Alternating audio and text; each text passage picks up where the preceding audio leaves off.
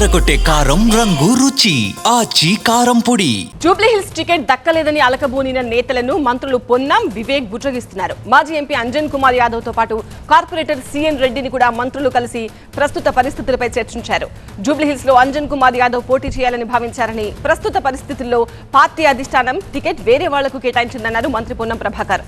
కాంగ్రెస్ లో స్వేచ్ఛ ఉంటుందన్నారు పార్టీ ఇన్ఛార్జ్ మీనాక్షి నటరాజన్. అంజన్ కుమార్ కు త్వరలో సముచిత స్థానం దక్కుతుందన్నారు.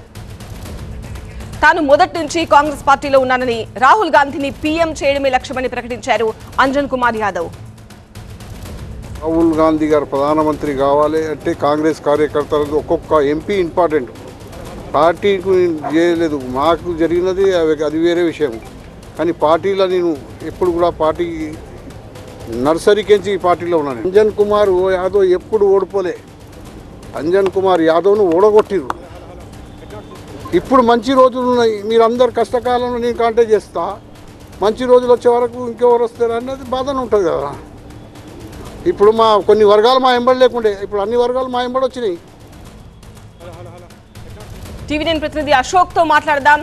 అశోక్, జూబ్లీహిల్స్ కాంగ్రెస్ టికెట్ చాలా మంది నేతలు ఆశించారు. అంజన్ కుమార్ యాదవ్ కొంచెం గట్టిగానే ప్రయత్నాలు చేశారు, బట్ టికెట్ నవీన్ యాదవ్కి ఇచ్చారు. సో ఇప్పుడు వీళ్ళందరినీ ఎలా బుజ్జగిస్తున్నారు? సముచిత స్థానం కల్పిస్తామని మీనాక్షి నటరాజన్ హామీ ఇచ్చారు కదా, ఏంటా స్థానం?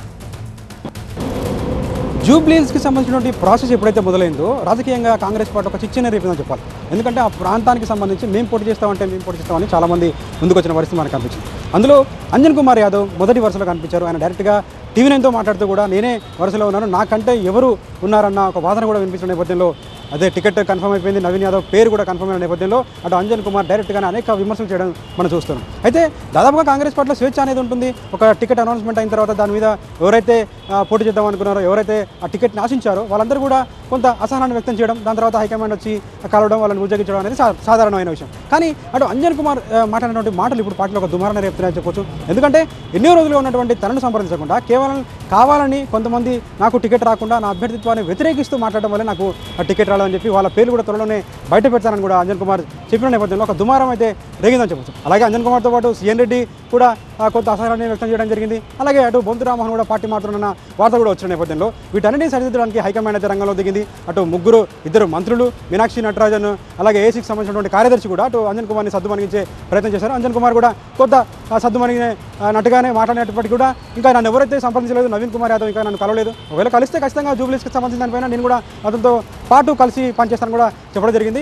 లోపల మీనాక్షి నటరాజన్ దాదాపు అరగంట పాటు స్పెషల్గా ఆయనతో మాట్లాడగా తెలుస్తుంది. అలాగే అటు సిఎన్ రెడ్డితో కూడా మిగతా నేతలు ఎవరైతే ఈ జూబ్లీహిల్స్కి సంబంధించినటువంటి మంత్రులుగా ఉన్నటువంటి ఇన్ఛార్జ్ మంత్రులుగా ఉన్నటువంటి నేతలు కూడా అటు సిఎన్ రెడ్డి కూడా కలవడం జరిగింది. ఆయనతో కూడా బుజ్జగించే ప్రయత్నం చేస్తున్నాం. మొత్తానికైతే ఒక రాజకీయమైన దుమారం అయితే కాంగ్రెస్ పార్టీలో ఈ జూబ్లీహిల్స్కి సంబంధించిన దానిపైన అయితే నడుస్తుందని చెప్పొచ్చు. మరి అంజన్ కుమార్ అలకవీడి అంటే మొత్తం అందరితో మాట్లాడిన తర్వాత అలకవీడి మరి వాళ్ళతో పాటు కలిసి పనిచేస్తాడా లేకుంటే సైలెంట్గా ఉంటాడని మాత్రం వేచి చూడాల్సిన అవసరం అయితే కనిపిస్తుంది.